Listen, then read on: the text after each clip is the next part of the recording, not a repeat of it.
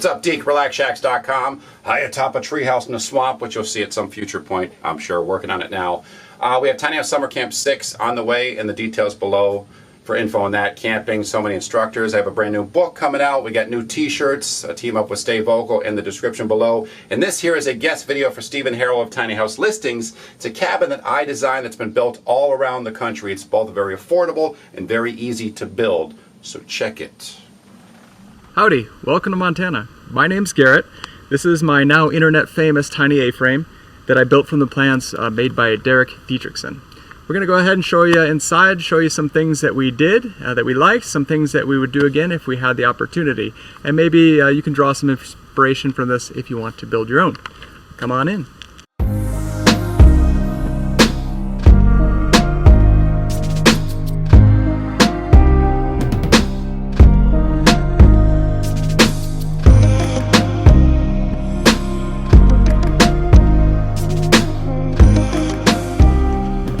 We chose this design by Derek because of its simplicity. Also, we came across a bunch of extra lumber and sheet metal, and so we were able to come in well under budget. Derek cites $1,200. We built this for about $700, and that includes a solar panel.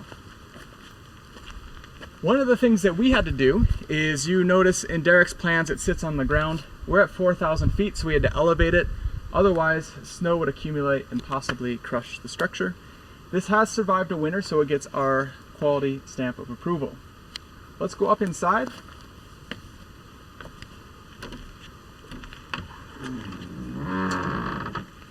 First thing, starting with the floor, Derek recommended a 3/4 inch board, and we cheaped out, went 7/16 OSB, and I immediately regret that because it is spongy. Even on 16 on center floor joists, would redo that in a heartbeat. However, going up, you see a countertop, which turned out really well. It actually came from wood from the property. We milled it, hit it with some epoxy resin. It's beautiful. Further up, we went with a loft. Not really a sleeping loft. In Derek's design, he went with a sleeping loft.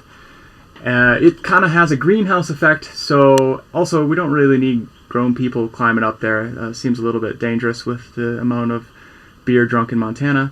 So we went with a loft just to kind of keep some trinkets up there on the one side and then our solar components on the other side.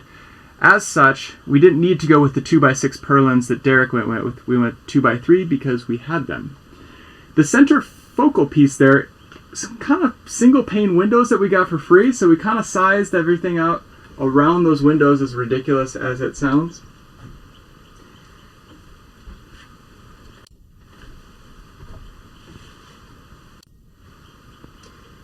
Looking at the coffins there, as we call them coffins, the beds, those are the 3/4 board. Those are quite stiff, so I'm glad we went with those.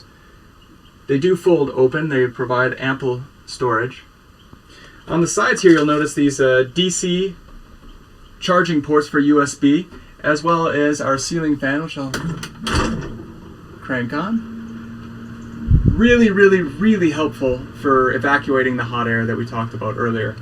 In the gable ends, we don't have like a fold-out window or anything. Again, kind of worried about the air taking those if left open. We just kind of did a permanent window with some rodent guard and some tight mesh for mosquitoes. Up in the loft, you can see our little battery. I believe the battery comes from like a dirt bike. It was on Amazon. It was cheap, and most importantly, it was 15 pounds, so it was quite a bit lighter. We didn't want that coming down for whatever reason. The charge controller is a Schneider Electric Xantrax. We have them all around the compound. They've never let us down. They're really reliable, as well as basically a no-name dollar per watt solar panel on Amazon. It's $100 for 100 watts shipped, and that's perfect for all your charging needs here for family and friends and guests that come out here.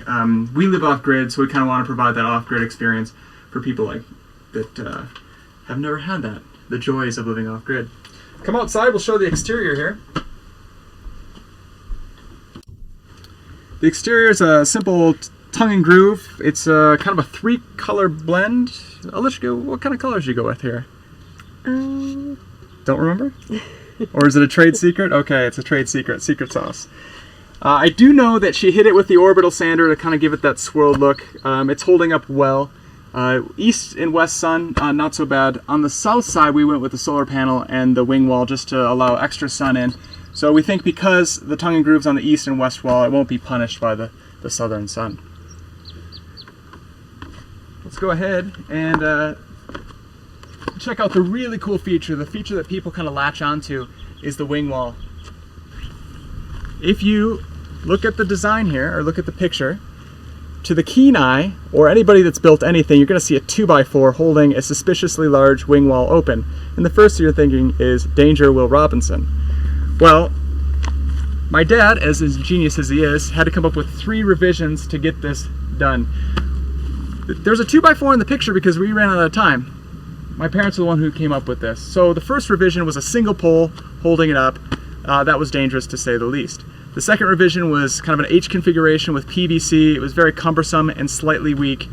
And the third revision here is a big header up top, totally unnecessary, 12-inch header, but it's what we had on the compound with 2 pulleys and a rope. We needed it to be simple, cost-effective, and safe at the same time. This fits all 3. So it just goes around some boat cleats here. 3 wraps gets us 6 foot plus.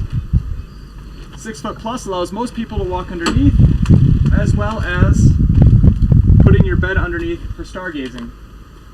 One of the things we had to think about with the design was the flashing. We went through some kind of brainstorming. If something was cheap, it was too stiff. If something was, I don't know, not UV resistant, it was cheap.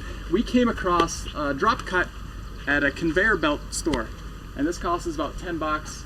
It's stiff enough to withstand winds and withstand repeated raisings and lowerings of the wing wall. If you do build these with a deck, keep in mind, and we didn't think about this until the rainy season, is that as the rain whistles down the wing wall, it hits the deck and there's some backsplash.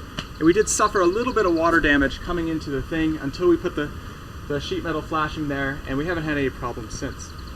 Otherwise, besides lengthening it to 10-foot construction, which I might do, or might have done had I known this, I would say it's a pretty awesome design, and I would do it again in a heartbeat, because everyone seems to love it, we love it, and it provides hours of entertainment.